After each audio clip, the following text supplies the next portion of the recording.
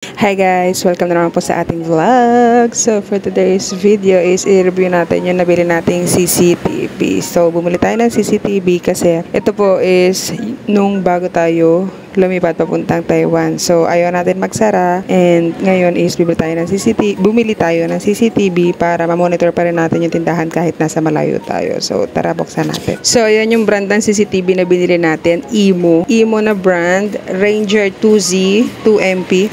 So, nabili natin siya sa Lazada. Let's open it! Let's open it!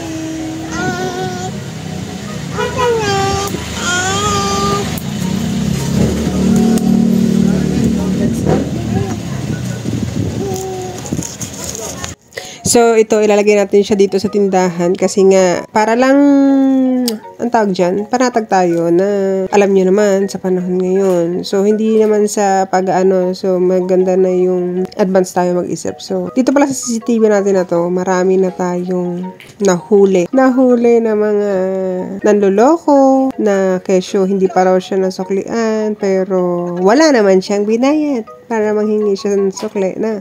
So, maraming mga ganong tao and ang masama pa ron babae siya. So, nahuli natin yun siya sa CCTV na to. Ngayon lang, ingat-ingat, lalo na sa may mga tindahan katulad natin. So, need talaga ng may CCTV tayo para meron tayong i-review if in case na ganun yung mangyari. So, sa akin, sa case ko, so dahil nga nanonood tayo ng mga kung ano-ano, alam na natin yung mga galawan na ganyan. So, nung sinabi, si mama kasi nagkabantay nun, nung sinabi na nanghihingi siya ng sukle and yung nanay ko hindi pa naman yun ulyanin, no? Minsan lang. Pero, sabi daw kasi nung customer na yun sa kanya is, nagbayad daw siya ng 100 pesos and ang binili niya sigarilyo. B!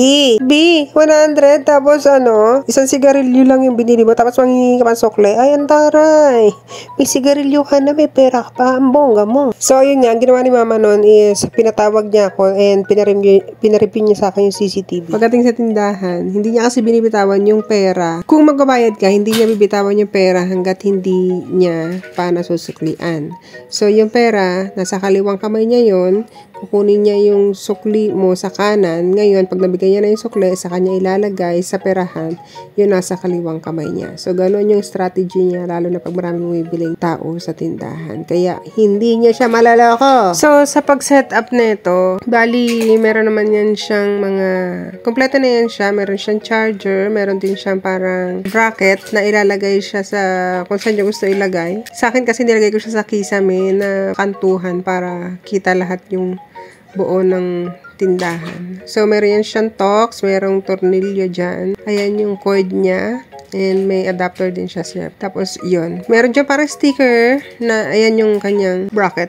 Tapos, meron siyang parang sticker na ididikit mo siya sa kisame para tapat yung mismong ilalagay mo na butas dun sa bracket niya. Madali lang naman siya na ikabit. Kahit kayo lang, kayang-kaya nyo yun. Kasi, yan, ako lang din nagkabit. So, isi-set up nyo lang yan siya and meron naman yan din siyang kasamang manual. Hindi na kayo mahihirapan kung paano siya i-set up. So, i-scan nyo lang yung QR code na nasa, ano yun? Ano tawag doon? Basta doon sa manual, may papel doon. Tapos, meron dong QR.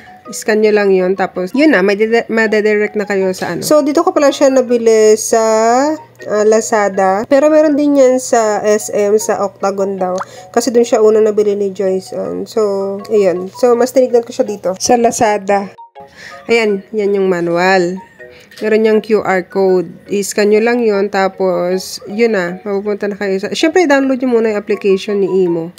Bago nyo i-scan yung QR code na nandyan. Tapos, yun lang. Sundin nyo lang instruction na sasabihin dun sa cellphone nyo after nyong i-scan yung QR code. Tapos, dire-diretso na yun siya. So, ganun lang siya kadali. Hindi kayo mahihirapang i-set up yung CCTV na to. And, ang maganda pa sa kanya, yung sinasabi kong QR code. Ang maganda pa sa kanya is, pag bumili pa kayo ng ibang CCTV, make sure lang na same brand para i-add nyo na lang siya. And, kahit saan nyo siguro siya ilagay, pwede na siya. Basta same brand lang sila. So, ayan siya.